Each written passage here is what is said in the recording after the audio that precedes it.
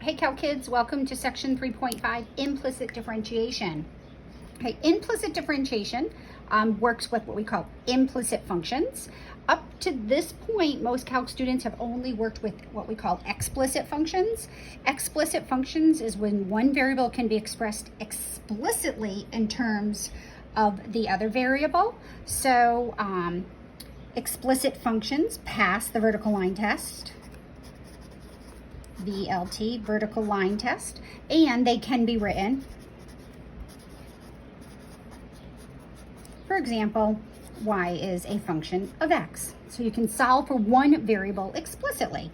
So we have, for example, like y equals x squared minus 3x, right?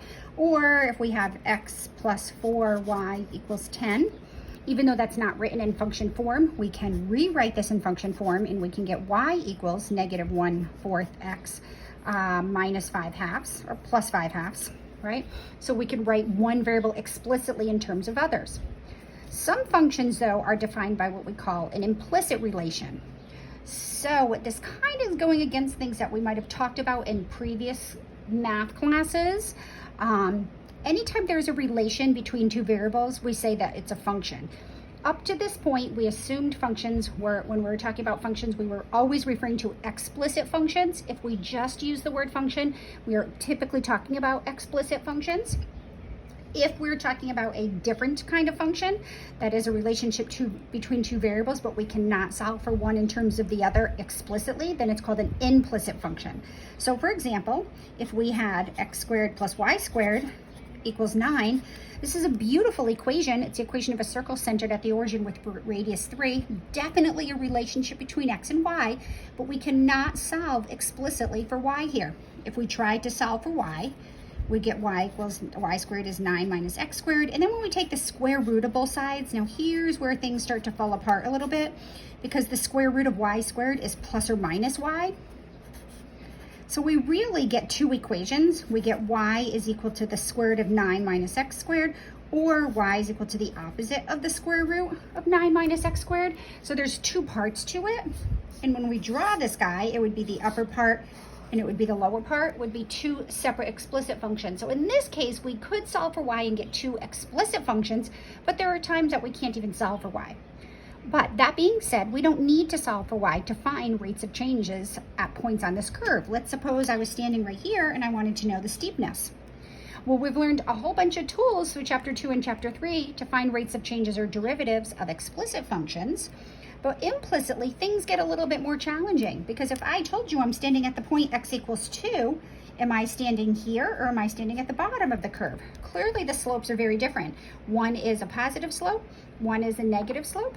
And we would, are they? Wait, hold on, no, positive slope? Yes, and one's a negative slope. And we would need to have some more information. In particular, we would need to know also the y coordinate. So our goal today is to find dy dx or derivatives for implicit functions, thus the name of the chapter, implicit differentiation. Implicit differentiation is a child of the chain rule. So to find dy dx for implicit functions, process by example. So let's look at this function, x squared plus y squared equals 9. All right, what we're going to do is we're looking for dy dx, and what variable is in the numerator and what variable in the denominator is very important. Right now we're assuming x is my input, y is my output, so things are going to go smoothly, but we're going to change that up in a little bit. So we take the derivative right across, and but there's going to be a little catch. So the derivative of x squared, well, that's just a power rule. We bring the power down out front, drop the power by 1, and the derivative of x squared is 2x, right? And then we're going to add to that.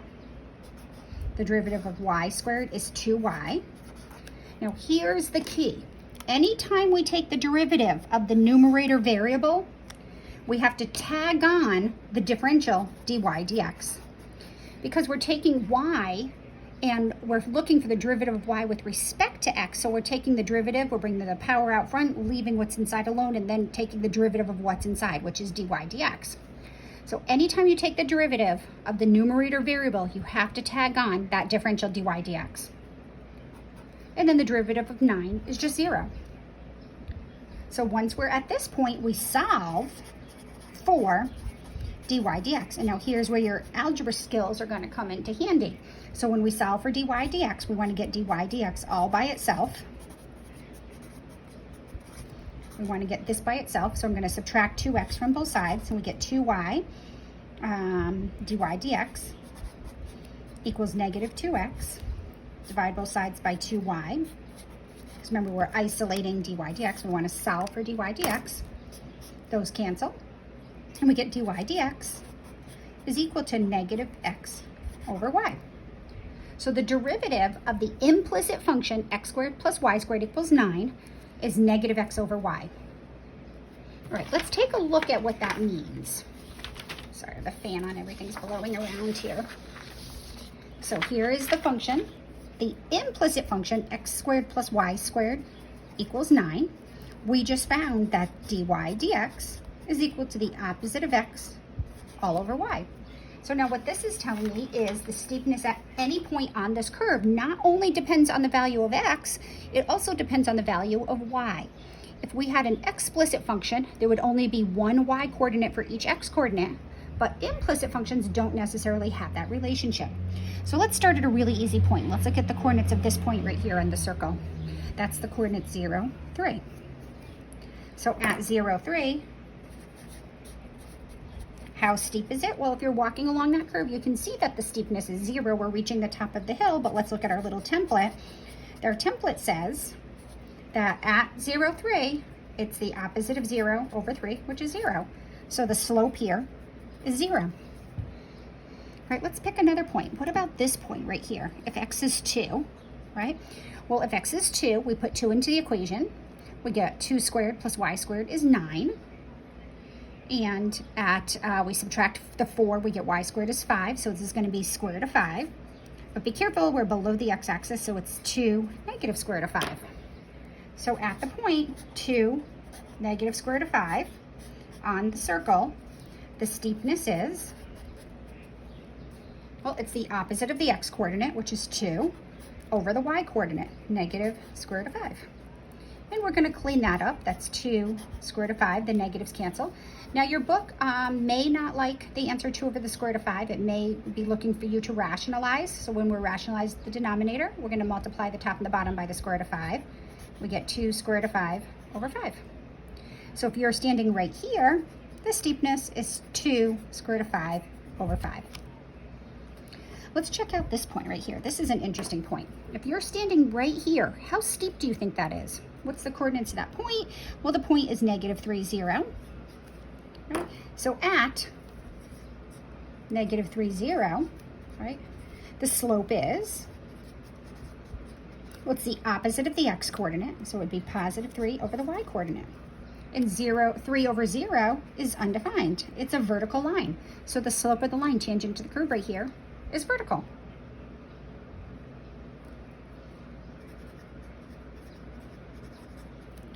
So now we can find the steepness of any curves, not just explicit functions. So let's practice a couple of these. All our differentiation rules hold. Find dy dx for x to the 5th plus sine y equals e to the y. This is impossible to solve for y. This is the graph of it down here in the bottom left-hand corner. You can see it's pretty crazy. It's an implicit function. X and y definitely have a relationship, but it's not an explicit function because x cannot be found, y cannot be found explicitly in terms of x. It fails the vertical line test, but we can find dy dx. So look carefully at the numerator variable. The numerator variable is y. So every time we take the derivative of a y, we have to tag on dy dx. So go right across x to the 5th, 5x to the 4th, denominator variable, so we're good. Tag on, now we're going to add to that the derivative of the sine of y, which is the cosine of y. And you say, oh, I just took the derivative of a y piece. So tag on dy dx. It's a cosine of y times dy dx. That dy dx is not in the cosine. And then the derivative of e to the y, well, is e to the y.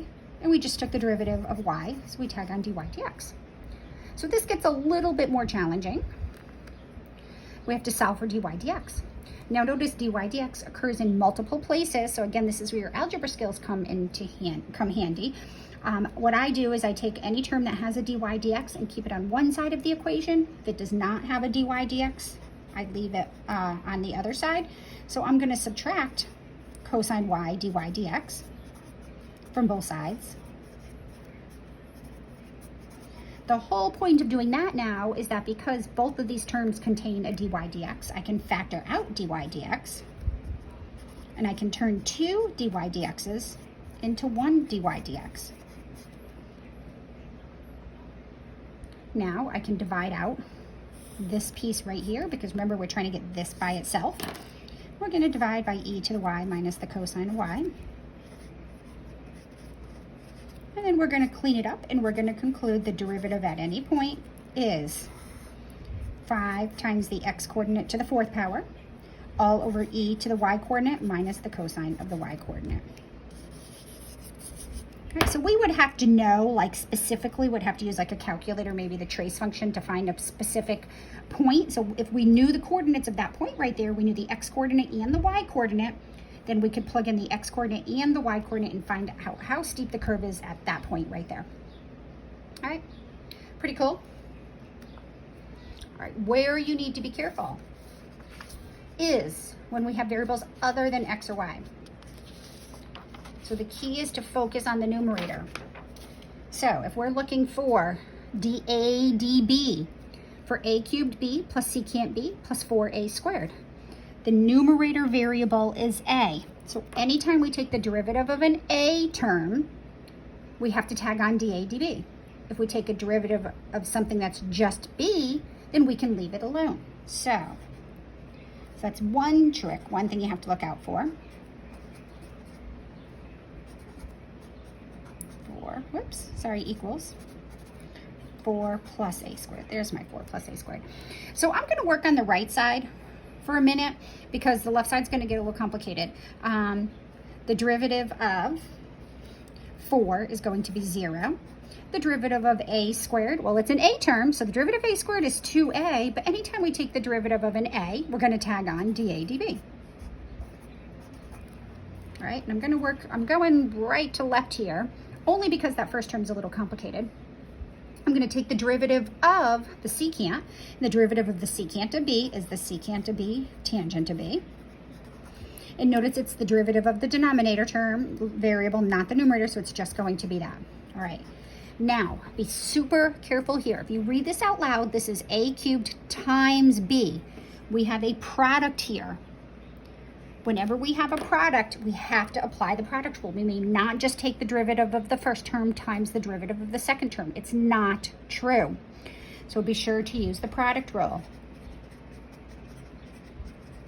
All right, so when we use the product rule, this is going to, I ran out of room, but I'm going to do it down here. The derivative of the first, now remember, if we take the derivative of an a, we have to tag on dA dB. So the derivative of the first, a cubed, is 3a squared. Then we're going to tag on dA dB. Right, so that's just the derivative of the first times the plain old second plus the plain old first, a cubed, times the derivative of the second. And the derivative of b is just 1. And we don't tag anything on because it's not the numerator variable.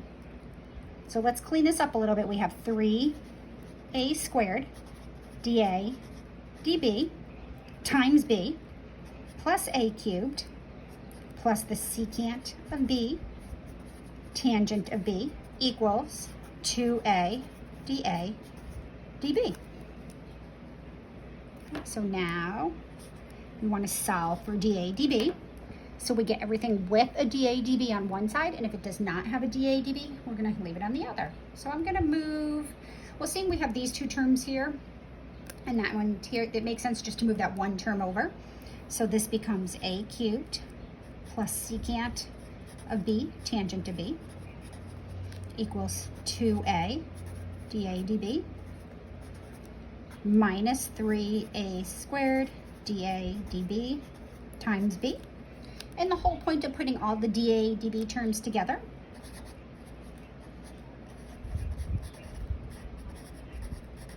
is to turn these two dA dBs into one dA dB by factoring it out. Don't lose that guy. So it becomes a cubed plus secant b tangent b equals dA dB times, parentheses, 2a minus 3a squared b. Now I want this by itself, so I'm going to divide out this side. I'm going to bring that over to there. And seeing I'm running out of room, I'm just going to do it in one step. dA dB is going to be a cubed plus the secant b tangent to b all over 2a minus 3a squared b. Right? A lot of work, lots of room for algebra mistakes. You just have to be very careful.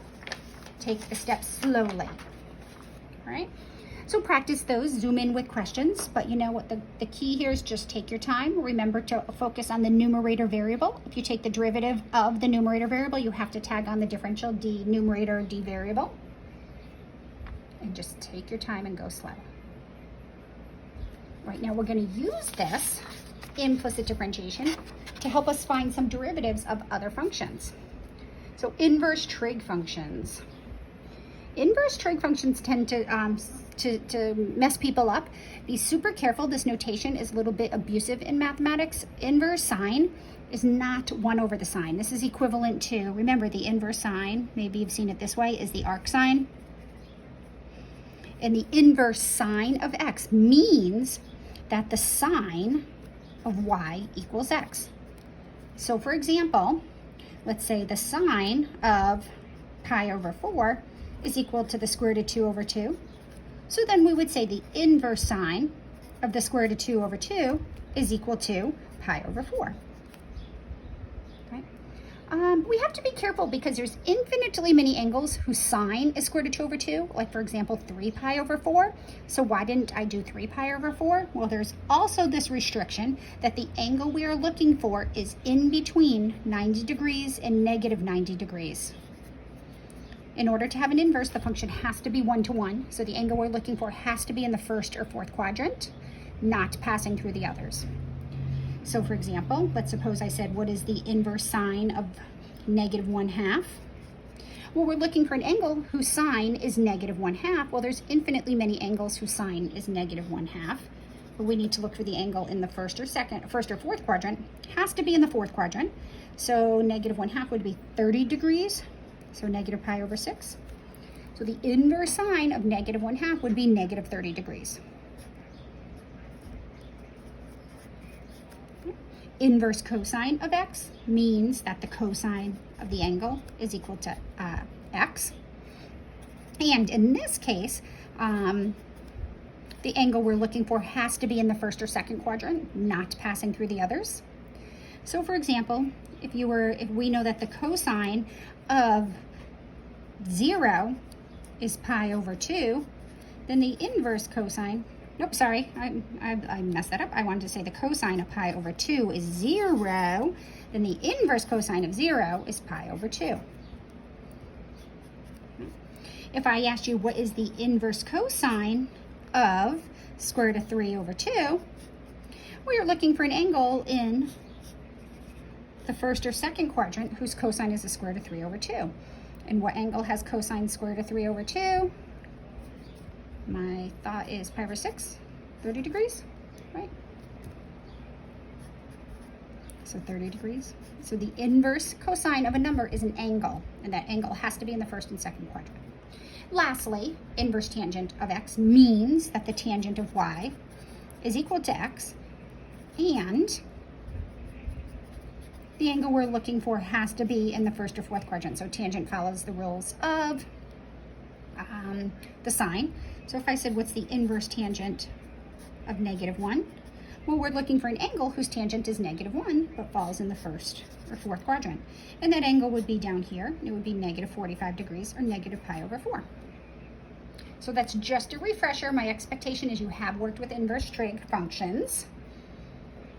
What we want to do, our goal, is to use implicit differentiation to find the derivative of inverse trig functions.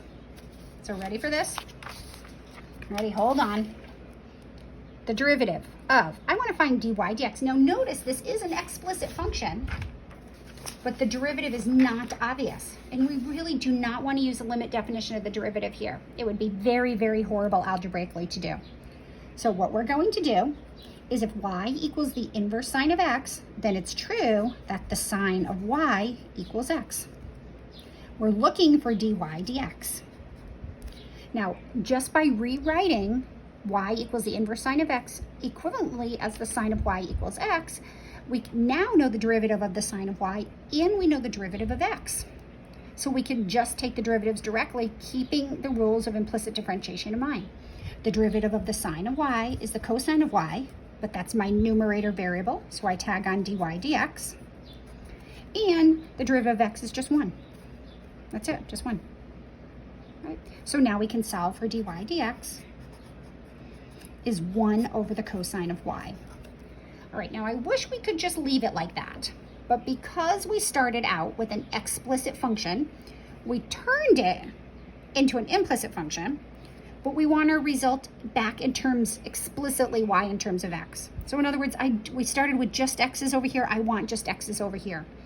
So, right, let's go back. All right, so what we're going to do is we're going to take this and we're going to draw an angle. We're going to draw a reference triangle.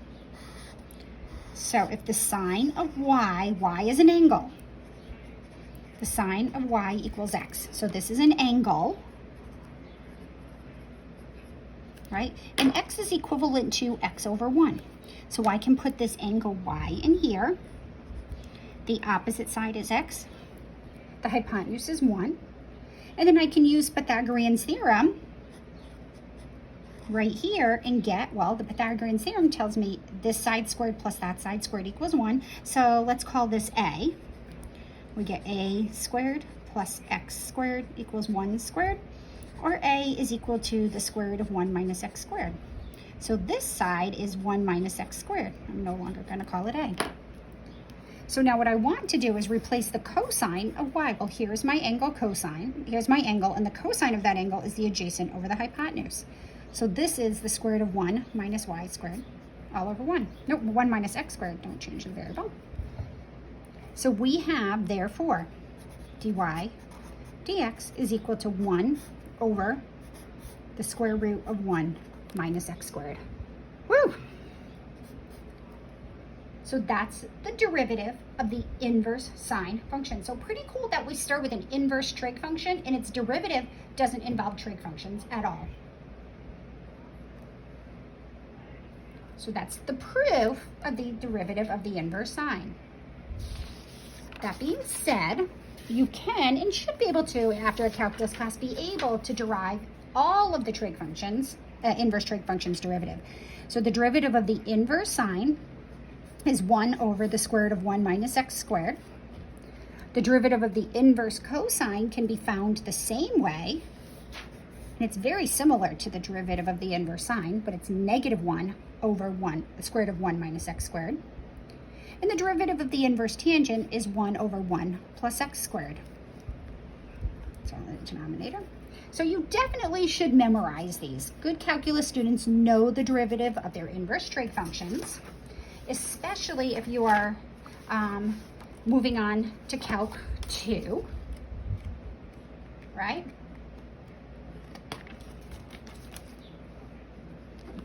One second, I lost something here.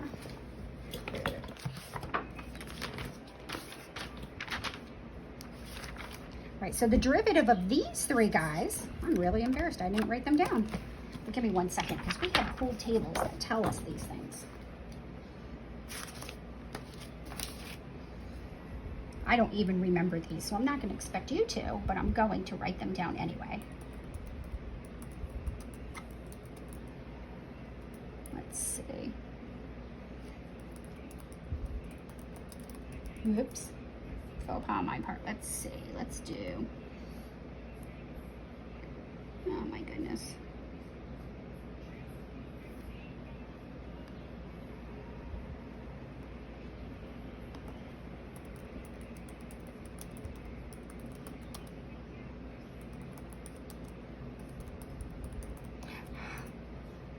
Derivatives of inverse trig functions. Let's see. Here we go. All right. So, all right. My bad. I should know these. All right, so those are, here's your sine, cosine, and tangent, which I know and I expect you to know too. The derivative of the inverse cosecant, which we typically do not use these, is going to be negative x all over the absolute value of x times the square root of x squared minus 1. I know it's terrible. We typically don't see these again or don't use them without a table. The inverse secant looks like the cosecant. It's x over the absolute value of x square root of x squared minus 1. And the inverse cotangent is negative x all over 1 plus x squared. Right? So I expect you to know those three. These maybe you should be familiar with, but typically we'll use tables if we were at that point where we needed to evaluate those. Okay? So that being said, make sure you can apply all your rules. So let's say we had something like this, and I said find dy dx for y equals the inverse sine of x cubed plus 4x. Right, now notice we don't just have x inside here, so this would be an example of the chain rule where my inside function is x cubed plus 4x. So the derivative, dy dx, well, the derivative of the inverse sine is 1 over 1 minus, well, this x represents whatever inside the inverse sine, so it would be 1 minus x cubed plus 4x, all squared, right? And it'd be the square root of that whole thing, times the derivative of what's inside, 3x squared plus 4. So we clean this up a little bit, make it one fraction. We would have 3x squared plus 4 all over the square root of 1 minus x cubed plus 4x. And we typically don't distribute, let's just leave it like that. And that would be our answer. So everything we've learned up until to this point, those rules still apply. Product rule, quotient rule, chain rule, constant multiple rules, blah, blah, blah. Okay? All right, have fun with these. See ya.